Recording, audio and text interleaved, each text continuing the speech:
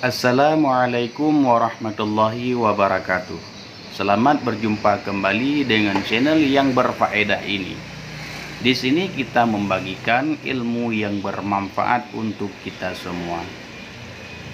Adzan adalah kalimat mulia yang bisa memuliakan siapapun yang melantunkannya. Video kali ini kita akan menampilkan 4 poin penting seputar adzan. Yang pertama, bagaimana sejarahnya awal mula terjadi adzan. Yang kedua, untuk apa fungsinya adzan. Yang ketiga, kenapa Bilal bin Rabah yang pertama sekali adzan dalam Islam. Yang keempat, kenapa Rasulullah tidak pernah adzan dan apa yang akan terjadi jika Rasulullah adzan.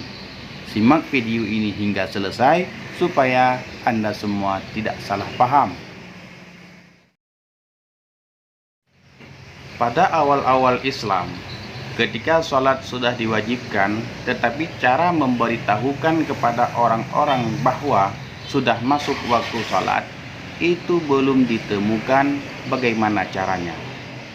Banyak dari sahabat mengusulkan bahwa tanda masuknya waktu salat dengan membunyikan lonceng seperti kaum Nasrani. Ada juga yang mengusulkan membunyikan terompet seperti orang Yahudi.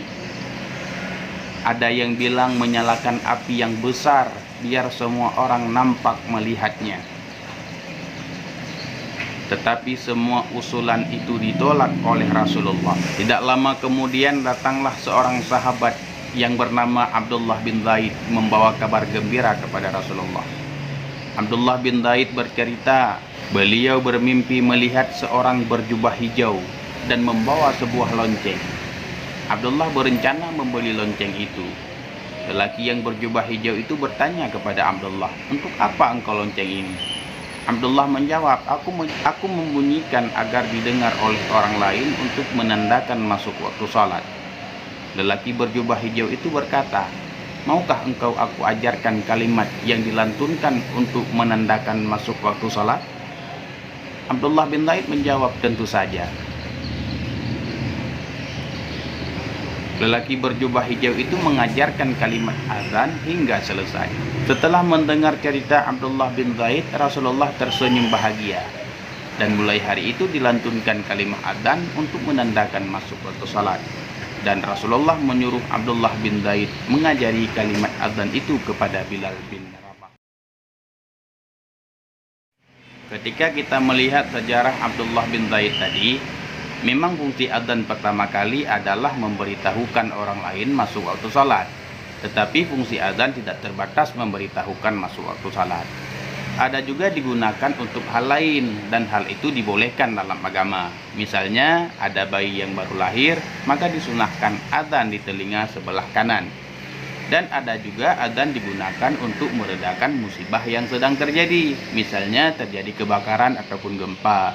Dan masih banyak hal-hal yang lain yang boleh dilantunkan adzan. Ketika Rasulullah Shallallahu Alaihi Wasallam memberi tugas kepada sahabatnya, tentu Rasulullah lebih dahulu mengetahui karakter orang tersebut, dan Rasulullah juga tahu tugas apa yang paling cocok untuk sahabat tersebut. Azan adalah dilantunkan mengajak orang untuk salat berjamaah dan memberitahukan sudah masuk waktu salat. Maka oleh karena demikian diperlukan orang yang memiliki suara yang keras dan merdu agar semua orang dapat mendengarkan suara azan tersebut. Karena zaman Rasulullah belum ada mikrofon yang dapat meninggikan suara seseorang. Bilal bin Rabah adalah sahabat yang memiliki karakter seperti demikian.